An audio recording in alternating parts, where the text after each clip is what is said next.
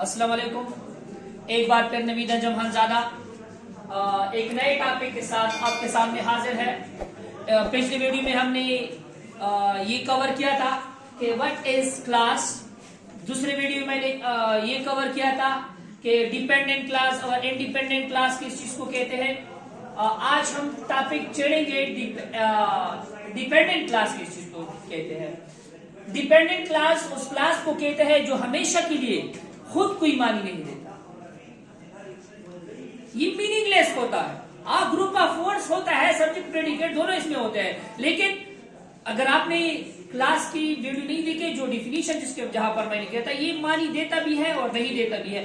देता उस वक्त है जब ये हमारे पास क्या होता है, ये हमारे पास इंडिपेंडेंट होता है। ये मानी उस वक्त नहीं देता जब ये उस वक्त ये मानी नहीं देता जब ये हमारे पास क्या होता है, ये डिपेंडेंट होता है तो ये मानी नहीं देता। अगर ये इंडिपेंडेंट होता है तो ये मानी देता है।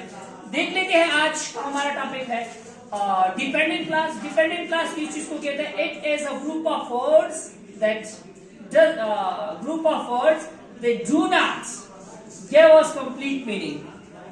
It always needs independent clause. इसको हमेशा के लिए इंडिपेंडेंट क्लास की जरूरत है। इंडिपेंडेंट क्लास के बिना ये क्या है, कुछ नहीं है। अब जानने की कोशिश करते हैं एग्जांपल के थ्रू। इसको एक क्या कहते हैं, सबऑर्डिनेट क्लास भी कहते हैं। चढ़ेंगे इसको भी सबऑर्डिनेट क्लास इसको कहते हैं। क्यों कहते हैं इसको डिपेंडेंट क्लास कहते हैं? डिपेंडेंट क्लास तो आपको ये पता, आज की वीडियो में पता चल गया कि डिपेंडेंट क्लास उस क्लास को कहते हैं जो किसी दूसरी चीज पर इन्हिसार करता हो। ये हमारे पास किसी दूसरी चीज पर तो इन्हिसार करता है, लेकिन कौन सी चीज पर इन्हिसार करता है? इंडिपेंडेंट, मतलब जो आजादाना हो, जो आजादाना। ये हमारे पास क्या है? डिपेंडेंट मुनहसिर जुमला है। अब आजादाना जुमला कौन सा है? इंडिपेंडेंट है। तो अगर इसके साथ इंडिपेंडेंट है तो ईमानी देता है, अगर इंडिपेंडेंट नहीं है तो ईमानी नहीं देता। तो जानने की कोशिश करते हैं इसको हम सबऑर्डिनेट क्लास भी कहते हैं। इसके बारे में मैं खासकर आपके लिए वीडियो बनाऊंगा कि इसको डिपेंडेंट क्लास और सबऑर्डिनेट क्लास क्यों कहते हैं। डिपेंडेंट क्लास तो आज आपने जान लिया, सबऑर्डिनेट क्लास इसको क्यों कहते हैं। When I was walking in the street, अब यहां पर ईमानी नहीं देता। When I was walking, क्योंकि ये सबऑर्डिनेट से शुरू है। क्या है? सबऑर्डिनेट से शुरू है। जो सेंटेंस सबऑर्डिनेट से शुरू हो उसको हम क्या कहते हैं? डिपेंडेंट क्लास कहते हैं। जानने की कोशिश करते दूसरे एग्जांपल के through. If you gave me your book, ये मुकम्मल मानी नहीं देता। अगर तुम मुझे अपना किताब देते हो, मुकम्मल मानी नहीं देता क्योंकि ये सबऑर्डिनेट से शुरू है। अब आप कहोगे यहाँ पर ये तो कंडीशनल टूल्स है, कंडीशनल टूल्स वगैरह ये सारे के सारे क्या है? सबऑर्डिनेट है। अब इसको मैं इस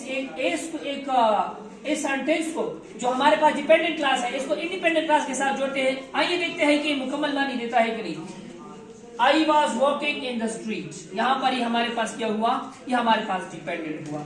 अब यहाँ पर हमारे पास ये क्या है? इंडिपेंडेंट है। इंडिपेंडेंट को इसके साथ जोड़ लेते हैं। I saw something bad, अब ये दोनों मानी देता है, मुकम्मल मानी देता है। ये मुकम्मल सेंटेंस।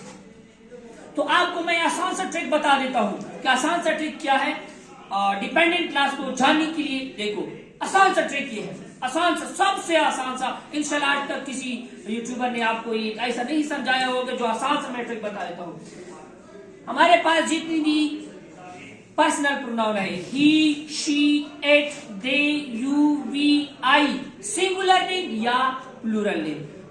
अब इससे पहले कोई भी लफ्ज आ जाए, कोई भी लफ्ज आ जाए, he, she, it, they, you, we, I से पहले कोई भी लफ्ज आ जाए, जैसे कि हमारे पास वेट, जैसे कि हमारे पास इफ, ये डायरेक्टली हमारे पास क्या है?